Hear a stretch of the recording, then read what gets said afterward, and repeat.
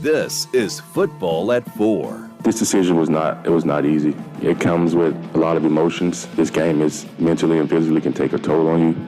I've enjoyed it at the highest level.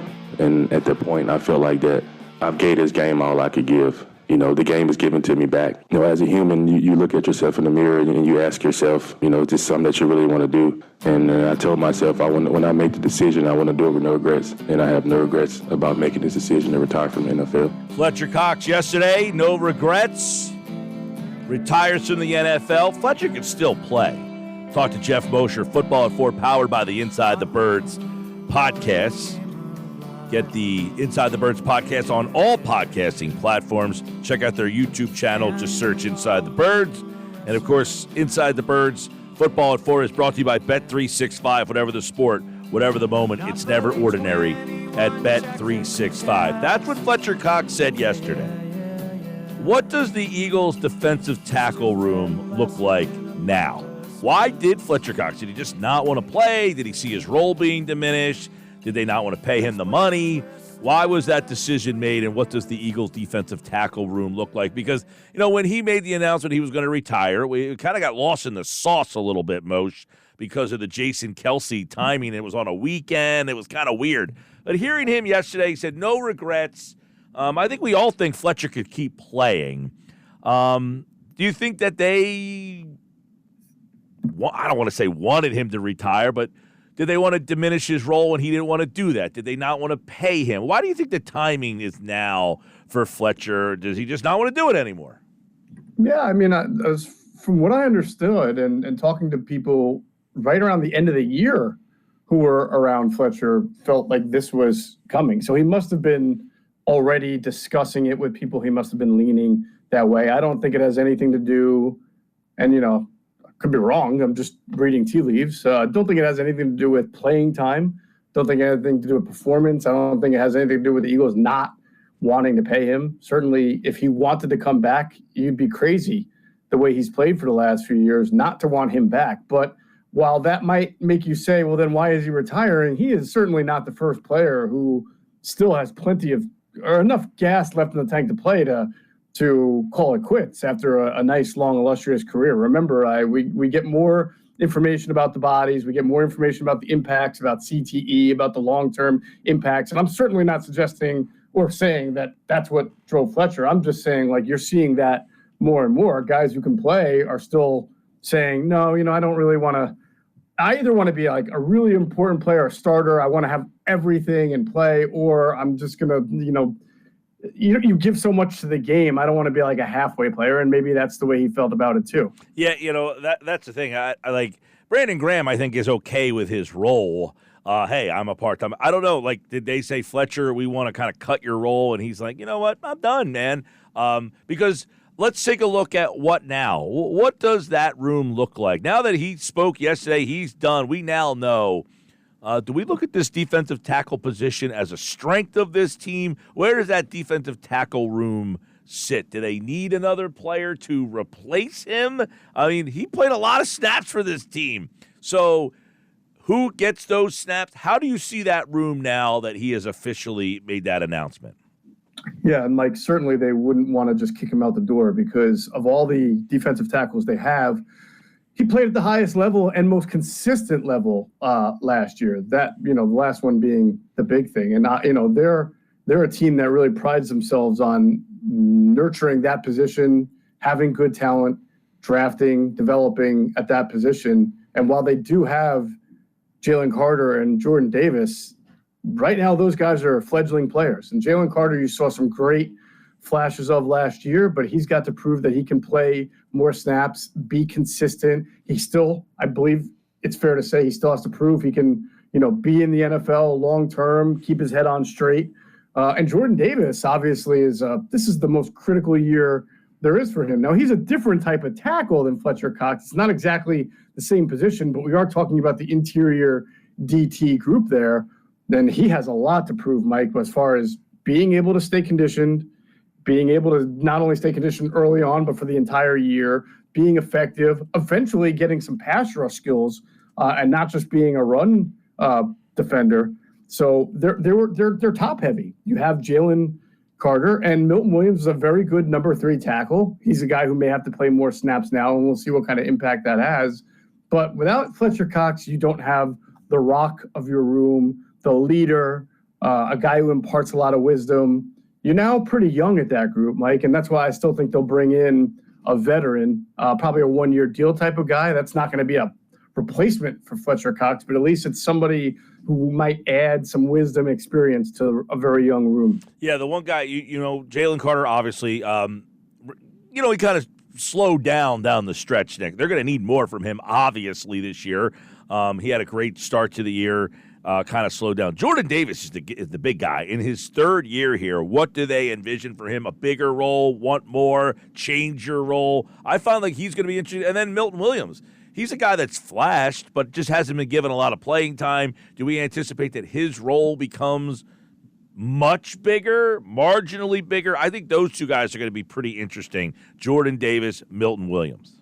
Yeah, I mean, I think when we talk about Jordan Davis, Mike, the Eagles want him to have a much bigger role. They knew when they drafted him that he was more athletically gifted, right, obviously, than he was, say, well-rounded.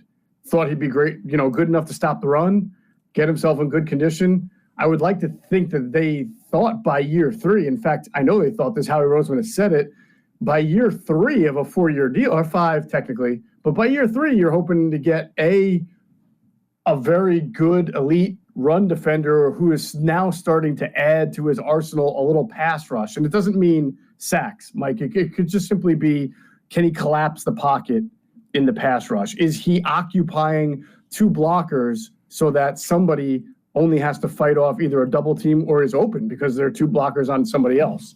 Those are the type of things that when you draft a guy and you trade up, that you need to get from a guy like that. And right now, unfortunately for him and for them, I don't want to call it square one, but they are still in the, we need to get him conditioned enough to be able to play and do his primary job of stopping the run from week 1 to week 17.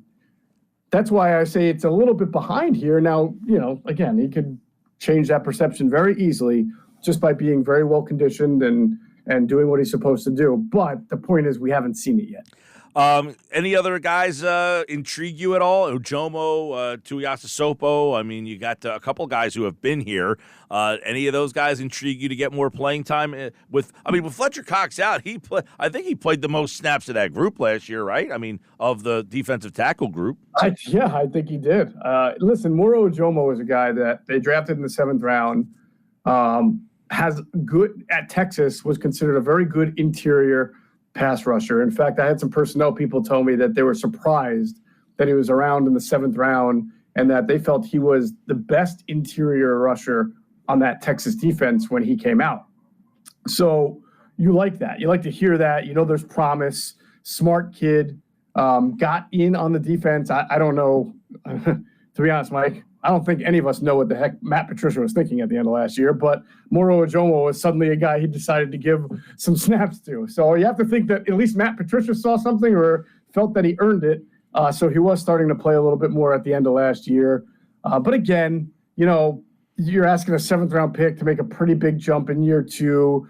You've got Carter, Davis, Milton Williams, and Ujomo. Right now, it's really about Carter and not just about Carter and Davis, but Milton Williams feels like the guy that you can rely on the most because he's been the most consistent. You're going to get flashier plays from Jalen Carter for sure, but this is year 3 now, or year 4 for Milton Williams. It's a contract year. Yep. Free agent at the end of the year. You would like to see him play more snaps and really develop into a guy that they consider giving an extension to, or has such a good year as a piece that he goes and signs a big deal in free agency, and that helps you in the comp pick formula. Now, this might not be a fair question, but long term, do you think Jalen Carter is a better player than Fletcher Cox?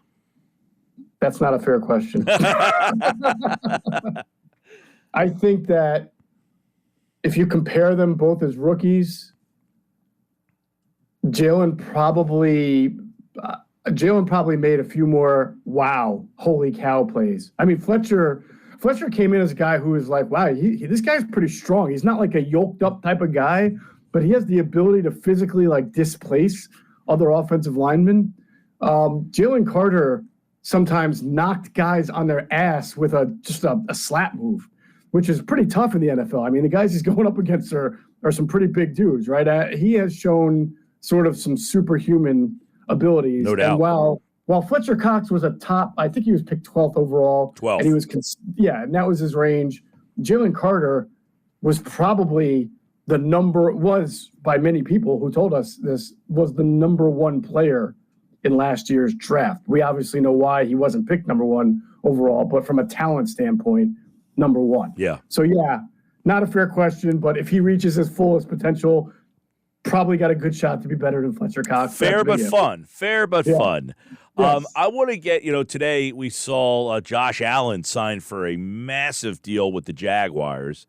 And, that's kind of one of the deals that, like, why the Eagles didn't want to get into a conversation with Reddick and why he's predominantly not here. Now, I see the Jets have not given Reddick a deal yet either. We'll see. But how much do you think is another draft pick? We talked draft picks on Monday. Their draft class was awful in 2020.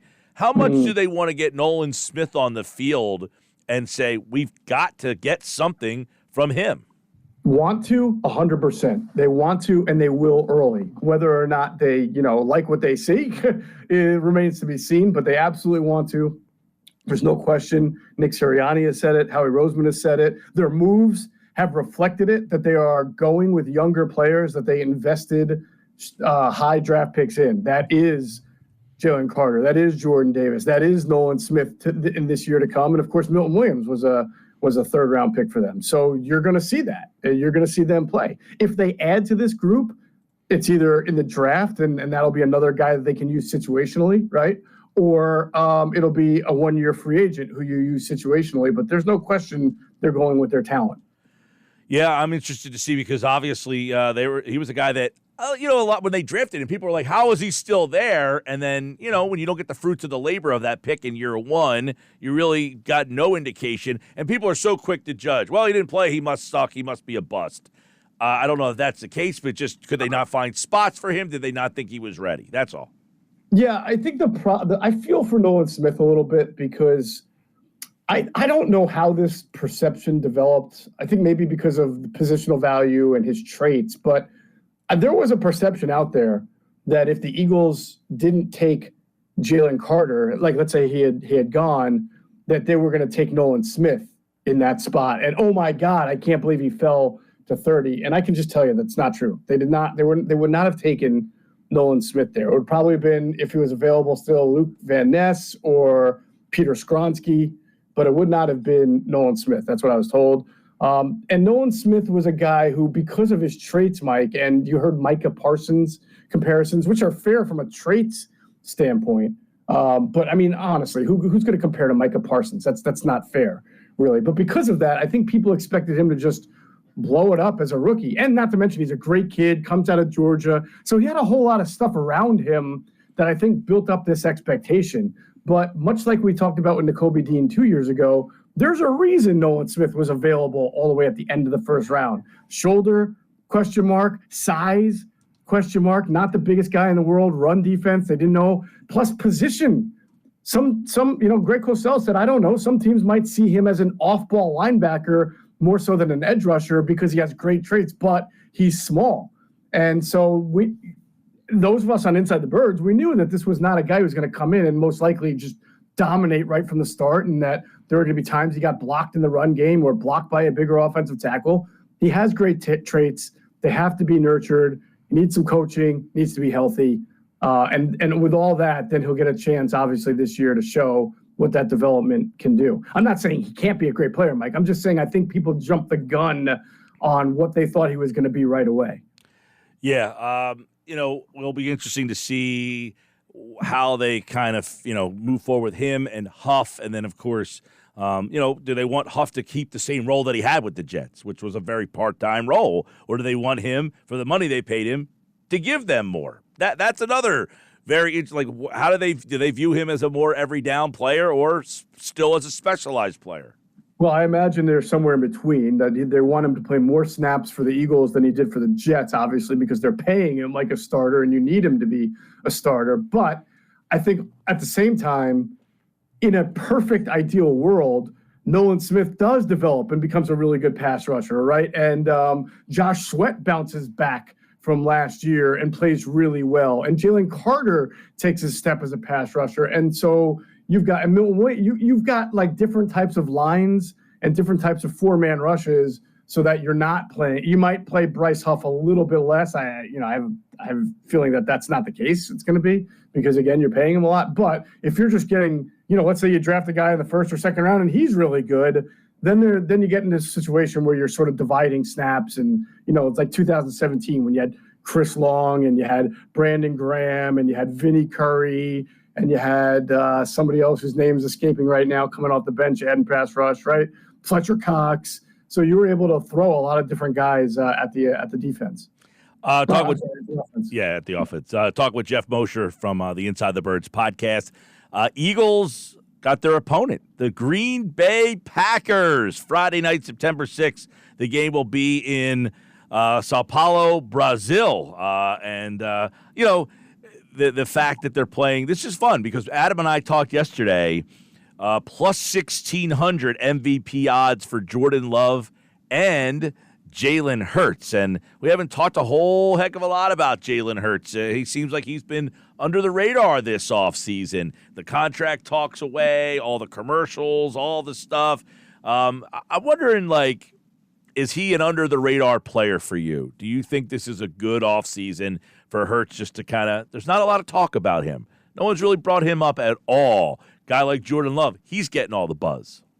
Yeah, and Jordan will have to, feel that kind of weight going into next year of being someone who has a lot of expectations. But nobody played better. No quarterback played better over the last 7-8 games of the year last year than Jordan Love. And just like the Eagles, the Packers added at some pretty crucial spots themselves. Same 2 spots, right? Safety and running back. They added Josh Jacobs. They added Xavier McKinney.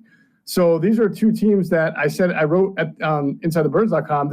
They were headed in opposite directions by the end of last year, but both teams have done a lot of different types of makeovers here this offseason. The Green Bay Packers are just looking to add, and the Eagles are looking to sort of subtract some of the defensive problems and then be better with the additions of Barkley and C.J. Gardner-Johnson and trading for Pickett if they need him and bringing in everybody else that they've brought in. So I'm really glad that it was the Packers. I was hoping it was going to be the Packers and not the Browns. No disrespect to the Browns. They had a great year last year, given all their injuries, and the Flacco story was really fun. But I just think it's a way better story. You have 2 storied franchises. Again, a quarterback on the rise in Jalen in Love, and a bounce back looking quarterback in Jalen Hurts. It's an NFC matchup, and we'll know a lot, right, about the Eagles and the Packers. I mean, you never want to make too many long-term conclusions in week 1, but usually that's when you're your healthiest.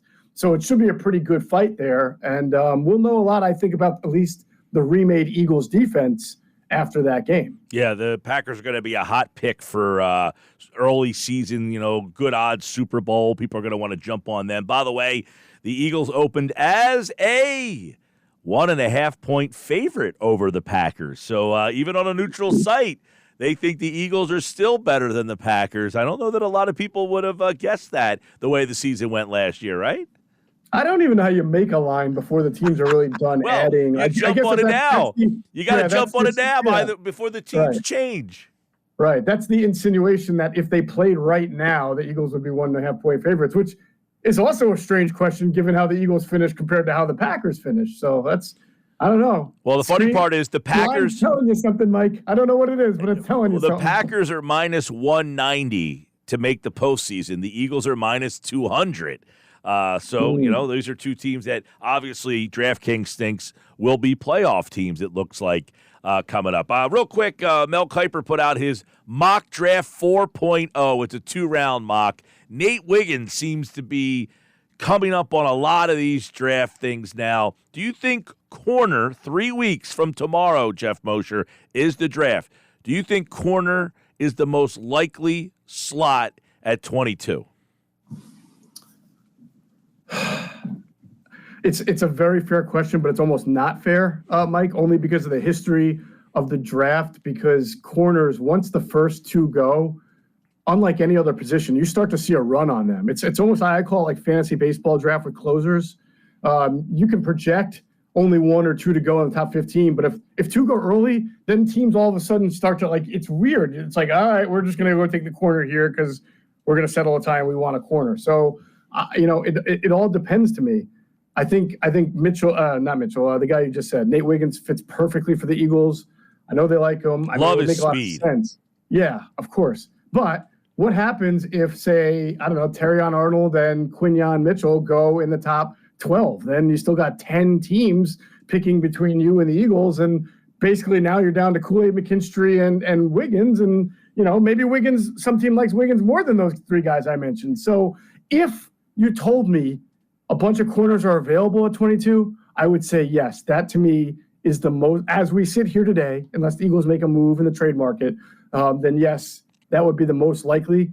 But because I know that position has a run like no other, I don't know how likely it is that any of the top 4 guys are going to be there at 22. I just don't. Yeah, that'll be interesting to see if any of those guys drop there because, I don't know. I think I'm starting to get to the point where I think offensive line's the pick. Well, I would agree with that assessment if you felt that all the corners, like the big first-round corners, would be off the board, and then you get down to either pass rusher or offensive line. And you know what? I could definitely see them taking, especially at 22, you're probably talking about one of those linemen who is not just a tackle, might be a tackle guard, which is actually more favorable for what the Eagles need, right? That's why I thought Kuiper gave them the kid from Houston. What the heck is his name? Patrick Paul. But he is a tackle. I don't know that I've seen anybody project him to play guard unless the Eagles see. But he seems to be pretty much a tackle. That's why I was a little surprised at that. But I do think offensive line at 22, 50, or 53 definitively in play. Because we were talking about this earlier. Other than quarterback, there's not one spot where you would say they shouldn't draft somebody. And right guard is probably the only definitive spot on the field where they do not have a logical starter. Yeah, and by the way, you've got A.J. Brown entering the last year, not the last year of his contract, but the last year of guaranteed money on his contract. So that's kind of throws in. I mean, if the Eagles, and I don't think they'll draft a wide receiver, but you never know. I don't want to slam the door. I'm just saying if they do, kind of gives you a clue as to whether or not they think they're going to extend A.J. Brown after next year or not. It's funny because they actually, Kuiper's mock has them taking a wide receiver with pick 53. So, yeah, interesting. Interesting, right? The kid from Washington. Here's something interesting. Here's what real quick, Mike. On our Inside the Bird that's going to drop tomorrow with me and Adam Kaplan, we are doing our own mock draft, but we're just doing it up to 22. Because what we're trying to do is get an idea of what cluster of players we think, based on our intel and what we've heard, will be available for the Eagles at 22. So people love mock drafts. We're not going to do the full first round, but we're going to do it right up to where the Eagles pick to give everybody a good idea of who they might be, who might be available to them. I like it. Check that out. Geoff Mosher and the guys, Inside the Birds. This was a fun Inside the Birds football at 4 today as the Eagles, obviously, 3 weeks from tomorrow. Andrew will be here. We'll talk some draft with him. Adam's back on Friday. We're going to go with the NFC win totals. We did the AFC yesterday and the MVP odds. That was fun. Geoff Mosher, everybody, here from Inside the Birds and InsideTheBirds.com. Thanks, man. You got it.